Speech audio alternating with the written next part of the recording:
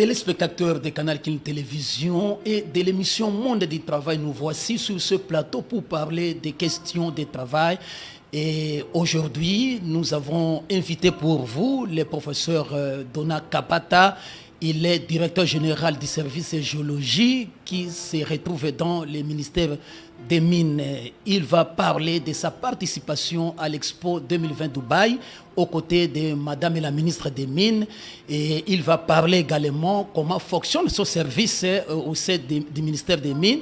Il est allé plus loin pour présenter à l'opinion l'importance du service géologie et qui est de faire des projections, des recherches pour quantifier les minéraux, pour découvrir les minéraux que la République démocratique du Congo dispose. Envie de les mettre à la disposition de l'humanité, comme Madame la ministre a présenté, on l'attendre parler à l'Expo Dubaï, que la RDC, c'est le pays solution. La solution, c'est la RDC. Vous l'avez suivi. Ce n'est pas à nous d'apprécier, c'est à vous, téléspectateurs, de pouvoir apprécier l'intervention, les discours du professeur Dona Kapata.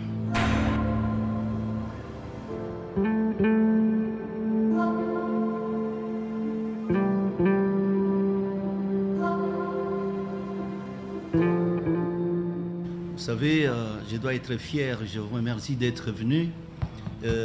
Dans nos bureaux, vous savez, les services géologiques, ce n'est pas une création d'aujourd'hui. Mais il faut reconnaître que l'opérationnalisation des services géologiques a commencé avec Madame la ministre Antoinette Kalambaye Samba. Je crois que si elle n'était pas là, on serait encore en train de traîner dans la boue. Parce que c'est la personne qui a compris l'importance de la recherche.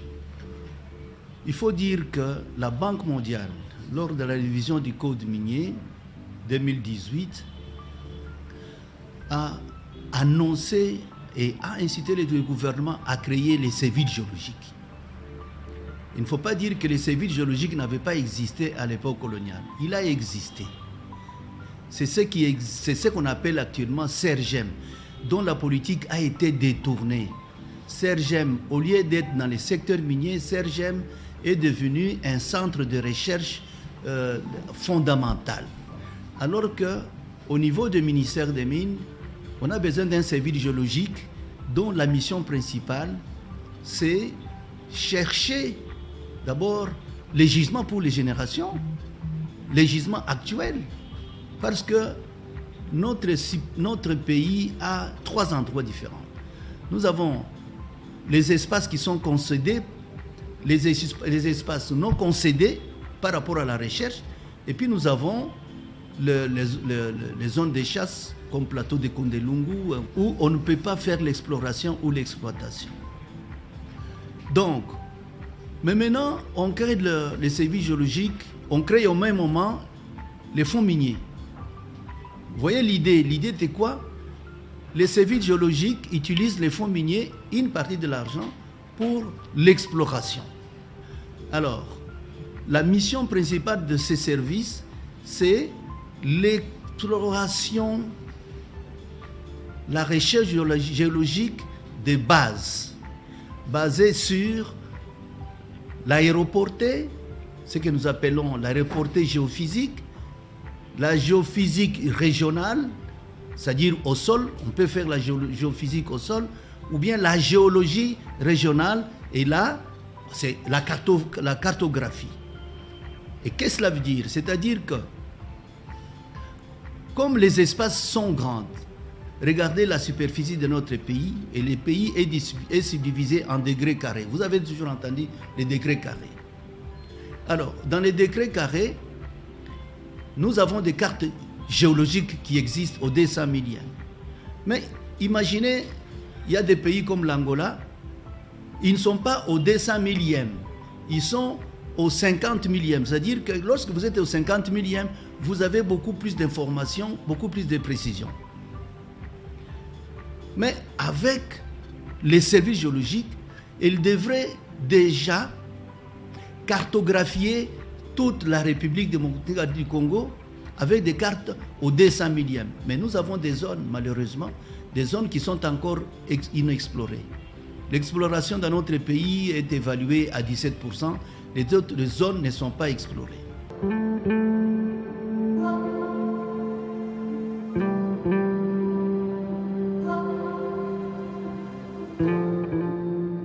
Voilà. C'est ça la mission qui a été confiée au service géologique de l'époque, qui a été malheureusement à l'époque de Mobutu. Mobutu a changé le service géologique qui est devenu CRGM, Centre de recherche géologique minière, et dont la mission a été désorientée vers la recherche fondamentale. Mais maintenant, lorsque nous avons révisé le code minier, on s'est buté devant un problème réel. Pourquoi? Parce que les mines s'épuisent. Mais il faut quand même que l'État puisse augmenter son portefeuille minier, c'est-à-dire qu'il ait des mines. Vous apprendrez dans les codes miniers actuellement, on dit que l'État doit avoir des gisements à appel d'offres, des gisements qu'il faut offrir aux gens sur appel d'offres. Mais lorsque nous regardons, aucun gisement. C'est ça le but principal de mon service, c'est rechercher quand même, à partir des indices que nous avons, chercher des gisements. Une autre mission, c'est quoi? C'est attirer l'investisseur. Comment on peut attirer un investisseur? C'est en lui donnant les informations. Où se trouvent les informations? Le service doit avoir une banque de données. Et la banque de données, c'est quoi? La banque de données, c'est un lieu où on doit avoir toutes les informations anciennes, actuelles et les informations futures. Mais ici, chez nous, on n'a pas cette banque de données. C'est un grand problème pour moi. Je dois créer la banque de données géologique nationale, dont certains éléments, certains serveurs, certains matériels que la Banque mondiale nous a achetés, qui se trouvent au cadastre minier et que nous allons récupérer d'un moment à l'autre. Pourquoi cette information? Parce que l'investisseur, quand il arrive, pour une superficie quelconque, il a besoin d'avoir qu'un infusque des informations. S'il n'y a pas d'informations, on lui donne, maintenant, l'investisseur est obligé d'aller au musée Tervuren en Belgique ou bien au Bergem en France pour chercher l'information. Mais à partir de notre banque de données que nous allons créer, nous allons demander certaines archives qui se trouvent au musée. D'ailleurs, on avait déjà signé un avenant là-dessus, un protocole d'accord là-dessus, pour que les données qui se trouvent en Belgique puissent être stockées au service géologique.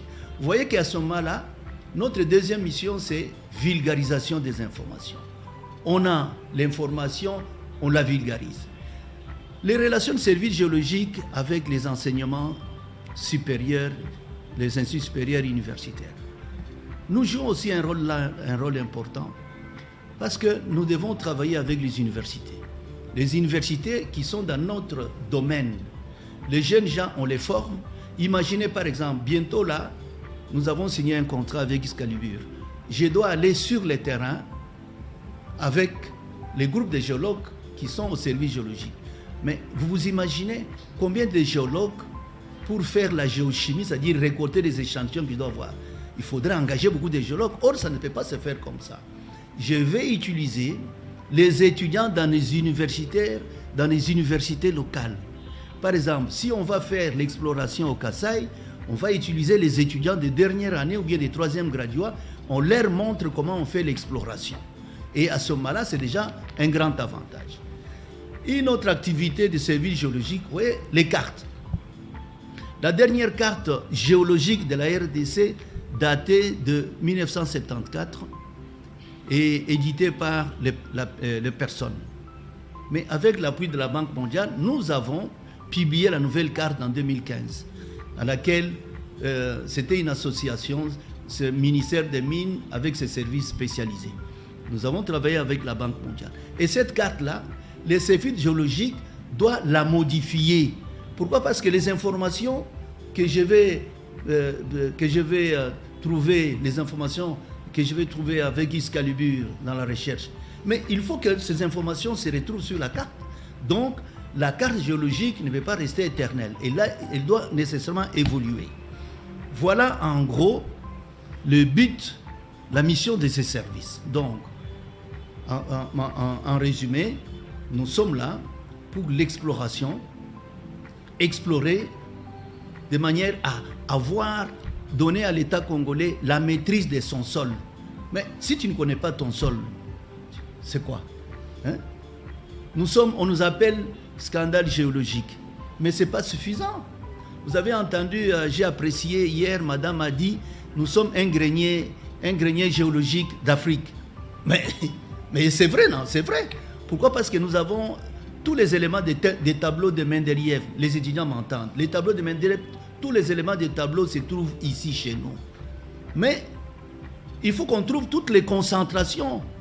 Ce n'est pas parce que tu as trouvé un élément, c'est là où les éléments sont concentrés. Là où ils sont concentrés, c'est là où nous trouvons la mine. Et la mine, il faut maintenant la quantifier. Quantifier, c'est connaître le volume de la mine et les teneurs. Chaque fois qu'il y a une richesse, que ce soit du diamant, de l'or, se trouve dans les sous-sols, nous les appelons toujours un potentiel. Ce n'est pas une richesse. La richesse, c'est lorsque vous l'extrayez, vous le mettez sur la table et vous lui donnez une valeur marchande. À ce moment-là, nous sommes riches. On ne peut pas se dire, c'est pourquoi on a toujours dit que vous êtes un pays riche, mais une population pauvre.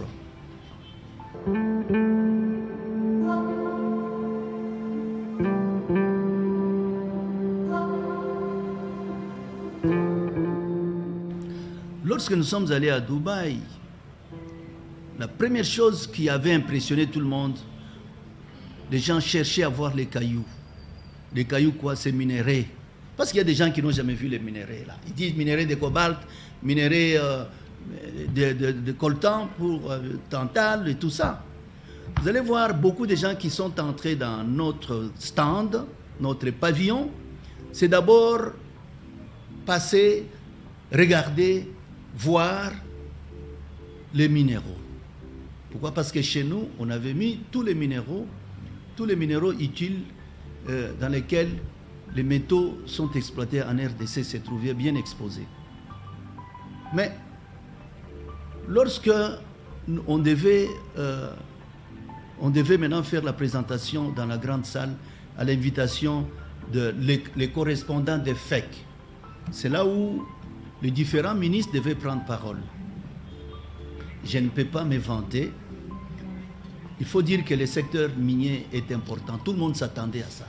Parce que la parole a été donnée à Madame la ministre qui a fait une présentation de 6 diapositives, mais une diapositive très importante. Madame a des qualités exceptionnelles parce qu'elle le retient.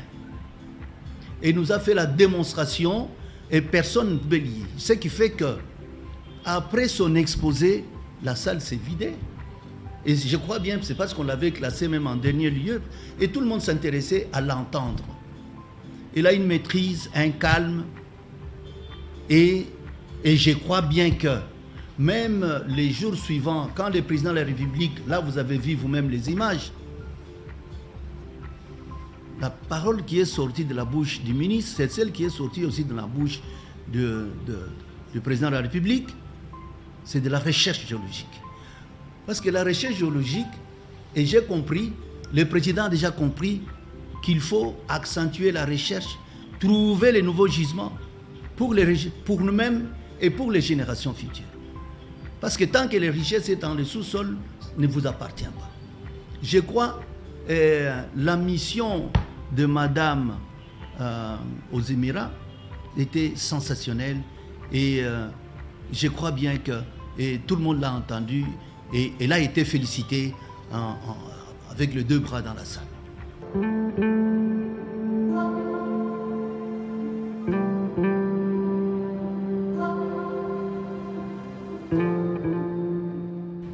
Vous voyez, nous sommes au début, les choses ont commencé. J'ai dit tout à l'heure là que nous sommes en train d'opérationnaliser les services. Vous voyez que les services géologiques, à son démarrage, depuis que le décret a été signé en 2017, 2018 je crois, mais tous les ministres qui sont passés, je ne vais pas citer les noms, ils ont légèrement négligé l'importance du service. Parce qu'on n'a pas donné les moyens au service. Donc ce qui fait que les services se mouraient. Mais actuellement, avec le projet Excalibur et l'ouverture des fonds miniers. Parce que les services géologiques ne pouvaient pas exister, faire la recherche sans fonds miniers. Si nous avons créé, parce que moi j'ai participé à la révision du code minier, on a eu, à un moment donné, on a eu une mauvaise compréhension sur le fonds minier. On dit fonds minier comme génération future, il y a certains ministères, je ne vais pas citer de nom, qui croyaient que c'est l'argent qu'on doit mettre sur un compte pour garder pour les générations futures.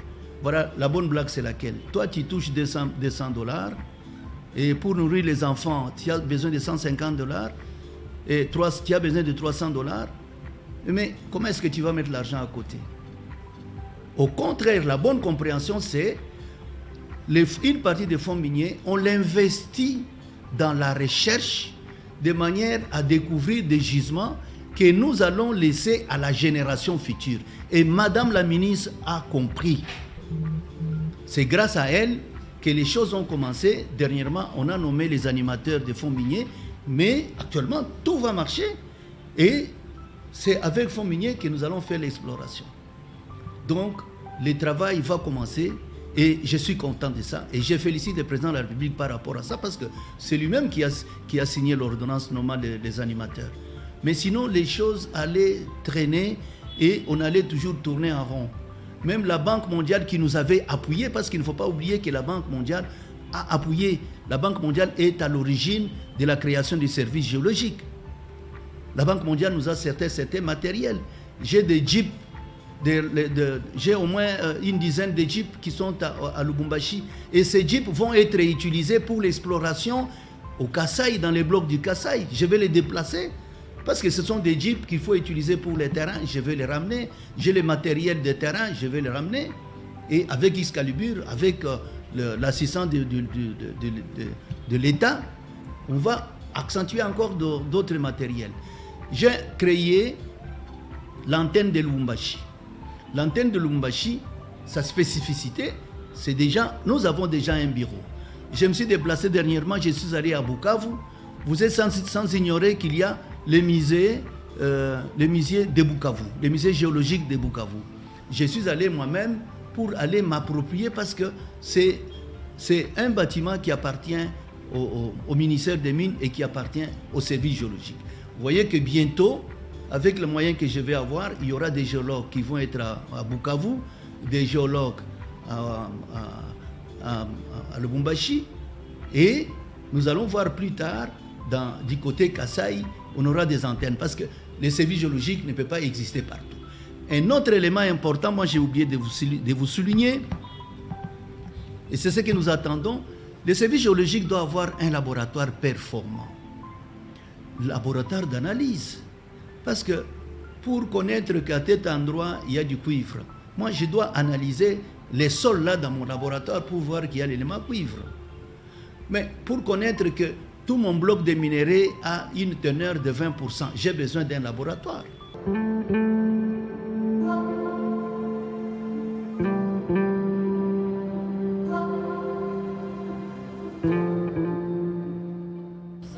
C'est ce que je veux, c'est là où je voulais venir. Moi, le service géologique doit travailler avec les CSC. Les CSC ne peuvent pas être sur le terrain pour évaluer, pour analyser les minéraux qui se trouvent dans les sols, parce qu'il ne l'a pas. Le CSC ne fera pas un forage pour analyser les minéraux qui sortent du sous-sol. Moi, je dois avoir mon laboratoire parce que lorsque je fais un forage, je dois être certain qu'il y a un tel minerai. Et la géologie est différente. Les CSC font les analyses pour accompagner les exportateurs à exporter les minéraux. Alors que moi, non. Moi, je dois quantifier les minéraux qui se trouvent dans les sous-sols. Et ça n'a rien à voir de relation avec CSC. Mais sinon, il faut quand même reconnaître, ça se fait dans tous les pays où les services géologiques. Le service géologique travaille pour son État. Imaginez par exemple, il y a une analyse qui a été mal faite, ou bien il y a une contestation au niveau des CSC, on dit que l'analyse n'est pas correcte. On va chercher un arbitre. L'arbitre c'est qui? C'est le service géologique.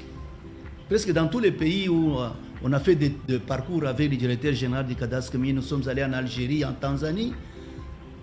Normalement, à la sortie des minerais, c'est le service géologique qui les fait. Mais ici, comme les services géologiques n'existaient pas, CEC les fait. Mais ça n'empêche pas, CEC fait les analyses à la sortie. Mais nous faisons, lors de l'exploration, nous faisons les analyses pour contrôler, même pour contrôler les analyses faites par une entreprise, les analyses de recherche. Nous pouvons dire que non, les chiffres qu'ils nous donnent n'est pas réel. On fait les analyses. Voilà en gros la différence entre les deux laboratoires.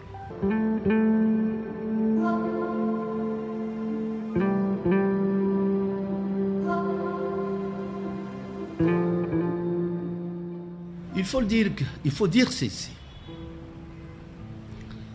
L'exploration avec Excalibur. Imaginez par exemple comment on a fait l'exploration avant. Parce que les gens vont se demander, et à l'époque coloniale, comment on avait découvert tous ces minéraux? Est-ce que Excalibur, c'est lui qui était passé avec son avion? Non. La géologie a beaucoup changé. La géologie de l'époque, ce sont des personnes qui passaient dans la brousse ici. Les individus avec un marteau et une pelle qui devaient regarder un morceau de roche.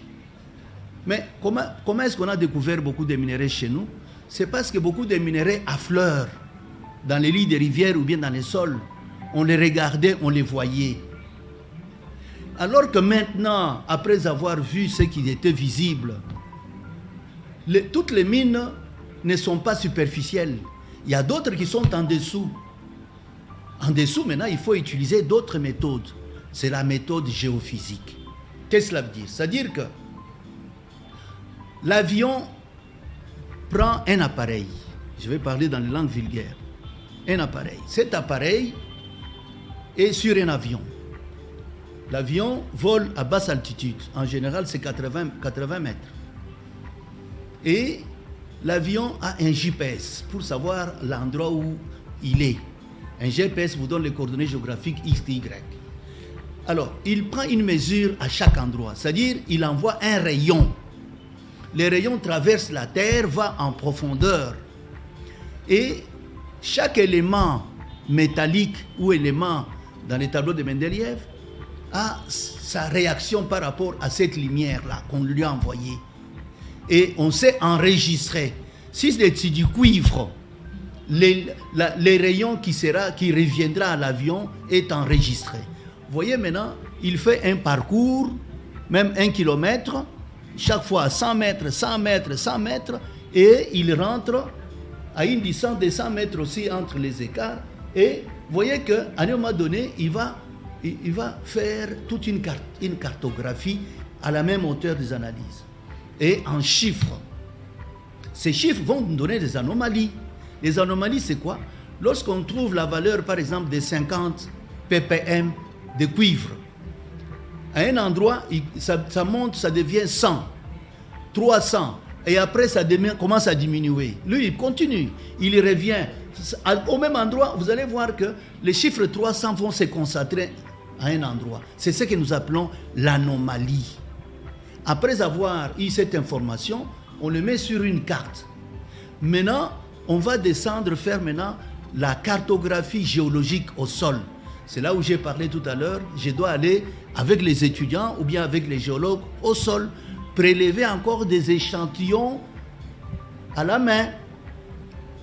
Les échantillons du sol ou des roches.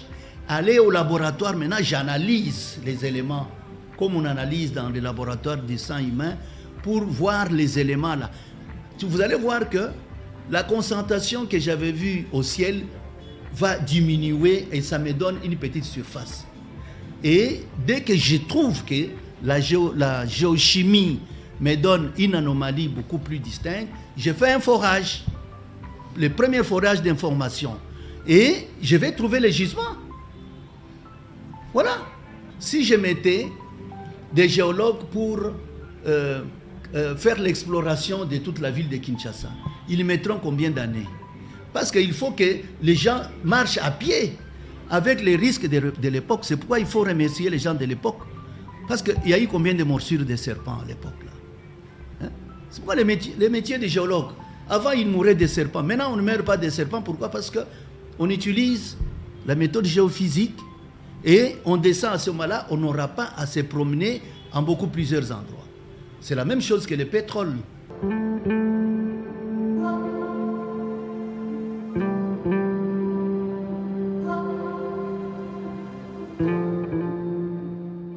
J'avais envoyé des experts des services géologiques à cette réunion et je suis sûr que c'est quand même vraiment, scientifiquement, c'est honteux. Parce que moi, je ne peux pas m'imaginer l'image satellitaire.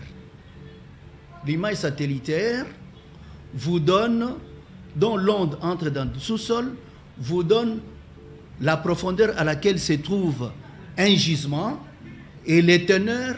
Non, ça c'est l'utopie. Jamais. Parce que si c'était comme ça, mais on arrête tout. C'est-à-dire qu'on ne devait pas avoir de faire la recherche. Hein? Pourquoi les Américains ont envoyé dernièrement les robots sur Mars?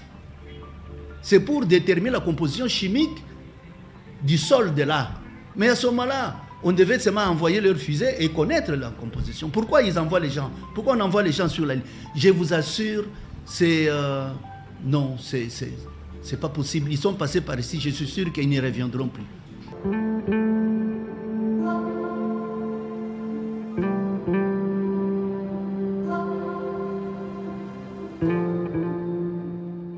Le président, c'est un visionnaire. Le président de la République est vraiment un visionnaire parce qu'il a une logique. La logique est simple. Nous avons tous les métaux qui participent à la fabrication de batteries, c'est-à-dire le stockage de l'énergie. Nous avons tous les matériaux ici en RDC qui participent à la création des panneaux solaires, c'est-à-dire l'énergie solaire, l'énergie éolienne. Nous avons tout ça. Alors il s'est dit, pourquoi la batterie doit être fabriquée ailleurs? Étant donné que la RDC, c'est un pays qui détient tous les éléments constituants de la batterie. Et quand on vous dit la batterie, vous avez regardé seulement la voiture pour les voitures. Mais moi, je parle de la batterie, même la batterie de mon téléphone. Nous sommes là-dedans. C'est ce qui va nous conduire à la finalité. C'est quoi ça? Que les produits bruts ne sortent pas de ces pays. C'est la transformation des minéraux dans notre pays. C'est ça le grand message que le président a pu dire. On ne parle pas seulement de cobalt, on ne parle pas seulement de lithium. Il dit ceci, que tous les minéraux puissent être transformés ici. Et vous savez, le défi c'est quoi? Il faut le courant électrique. Et il le sait. Il faut le courant, il faut des grandes infrastructures comme les barrages. Nous avons le barrage Inga. C'est très bénéfique pour nous. Donc, mais maintenant, au finish, c'est quoi? Il a eu aussi une bonne idée. Je vais fabriquer des batteries. Mais pour l'instant, les minéraux qui sont en exploitation appartiennent aux tierces. C'est-à-dire que nous avons des entreprises qui ont signé des contrats avec nos entreprises, nos propres entreprises de l'État. La Gécamine qui détient des périmètres miniers contenant du cobalt n'exploite plus, n'exporte plus assez. Donc, est-ce que nous pouvons nous contenter seulement de minéraux provenant de l'exploitation artisanale? C'est insuffisant. Le nickel, il se trouve dans des concessions de l'AMIBA. L'AMIBA a des difficultés pour exploiter son diamant. Le nickel, ça sera encore pour toujours. Le président a dit, travaillez sur le nickel. C'est pourquoi le service géologique devra intervenir dans tout ça. Les services géologiques, nous allons essayer d'améliorer l'information par rapport à tous ces gisements. Imaginez par exemple, nous allons travailler l'exploration dans les blocs du Katanga, bientôt. Et moi j'ai déjà des pièges dans la tête. Imaginez, au sol, on trouve un gisement important. Ce gisement sera réservé et les cobaltes qui se retiraient de là, réservés pour nos propres batteries. Même si la loi accepte que les titulaires d'un droit donnent une partie de sa production qui pourra contribuer à la fabrication des batteries. Non. Nous devons avoir nos mines propres, les mines de l'État, et dont les produits contribuent à la fabrication de la batterie. La même chose, que ce soit pour le nickel qui se trouve au Kasaï, que ce soit le lithium qui se trouve dans les Tanganyika, nous sommes en train d'y penser. Et l'énergie va nous suivre. Et comme le président de la République s'est déjà attaqué aux infrastructures, vous allez voir, en concentrant tous les produits, parce que tous ces produits sont séparés, en les concentrant, vous allez voir que la batterie sera fabriquée ici en RDC. Pas seulement la batterie pour les voitures, et même les batteries pour tout ce que nous avons comme smartphone.